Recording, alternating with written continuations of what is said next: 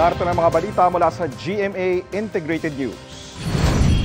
Isinailalim na sa state of calamity ang Davao de Oro dahil sa matinding pagbaha at landslide na naranasan sa probinsya. Makatutulong daw ito para mapabilis ang pagbibigay tulong sa mga apektadong residente. Base sa datos ng PDRRMO, mahigit 51,000 pamilya ang naapektuhan. Tinatayang nasa 130 million pesos naman ang halaga ng pinsala sa agrikultura. Narito naman iba pang balitang binabantayan ng GMA Integrated News. Gale warning nakataas sa northern seaboard ng Northern Luzon. Pista ng Santo Niño ipinagdiriwang sa iba't ibang bahagi ng bansa.